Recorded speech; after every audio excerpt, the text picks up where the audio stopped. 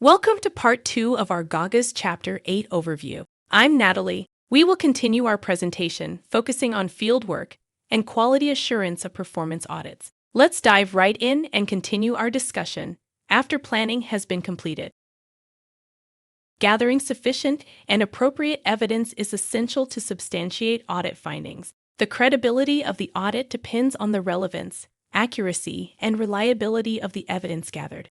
When conducting performance audits, gathering the right kind of evidence is key. There are several types we rely on: documentary evidence like reports and records, testimonial evidence from interviews, analytical evidence from comparisons and calculations, and physical evidence observed firsthand.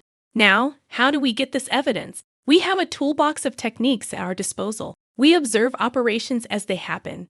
We inspect documents and records to see the trail of transactions or activities. We interview people who have first-hand knowledge and reperform tasks. Sometimes, we'll use more advanced techniques like data analysis or computer-assisted techniques to dig through large datasets. Each piece of evidence is like a puzzle piece. Put together correctly, they give us a clear picture of what's happening in the area we're auditing. Rigorous documentation stands as the backbone of the entire process at the University of Houston System Internal Auditing Department. Let's break this down. Every step taken, every test conducted, and every interview noted must be recorded. This level of detail ensures that our work can be reviewed and replicated, which is a cornerstone of transparency and accountability in the auditing process. Confidentiality and security are non-negotiable when handling audit documentation. We're often privy to sensitive information, and safeguarding this data is a legal and ethical imperative. Now, on to the review and approval process. Each piece of our audit work is scrutinized by senior auditors to confirm its accuracy and relevance. Quality assurance practices are embedded throughout the audit. They serve as our internal checkpoint systems that validate the integrity of our work. Monitoring audit progress is just as crucial. Mechanisms should be employed from all levels in our department. Together, these practices form a comprehensive framework that upholds the rigor and credibility of performance audits. As stated on the previous slide, quality control measures during the entire audit are imperative to maintain the integrity and reliability of the audit.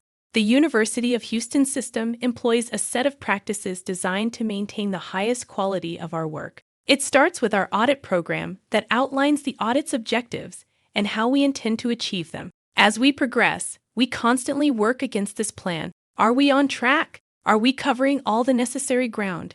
A key component of our quality control is review. Senior-level auditors and the UHS IAD management team serves as fresh eyes to review work. This not only improves the audit, but also helps ensure that we're consistent in our approach and in line with auditing standards.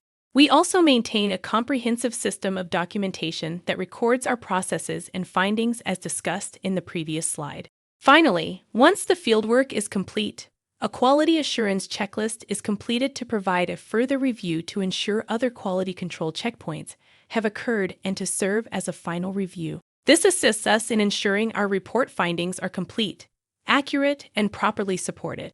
Throughout the fieldwork, these quality control measures help us keep our work accurate, relevant, and credible. The conclusion of our audit involves a thorough review to ensure we've met all objectives, leading up to the preparation of the Management Action Memorandum and the final board audit report. At this stage, we compile our key findings and analyze them to confirm they are supported by solid evidence. These findings are first reviewed with internal auditing department management before discussing them with the client, ensuring accuracy and transparency. This dialogue with the client isn't just about presenting findings. It's a crucial step for them to suggest corrective actions. With issues clearly identified, we establish a follow-up system to monitor and encourage the implementation of recommendations, aiming to drive improvements. As we wrap up, we finalize all documentation. The audit checklist is finalized to ensure that all administrative items have been completed. Finally, our quality assurance checklist ensures our work papers are well documented and clear. The final steps include project closeout, where we secure all files and debrief team members, marking the formal end of the audit process. As we wrap up our session on Chapter 8, we reflect on how it lays out a solid framework for conducting thorough and effective performance audits. The standards and guidelines we've covered are specifically designed to promote accountability and enhance operational efficiency within the University of Houston system. Our internal auditing department dedicates a significant portion of our resources to these performance audits. Our commitment to these audits reflects our focus on rigor, effectiveness, and continuous improvement.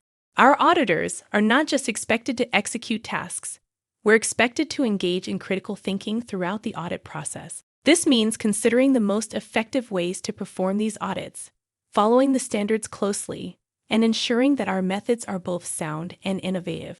Thank you for watching Chapter 8 of the Government Auditing Standards, or Yellow Book. This chapter can be found on pages 182 through 221 of the Yellow Book. Have a great day.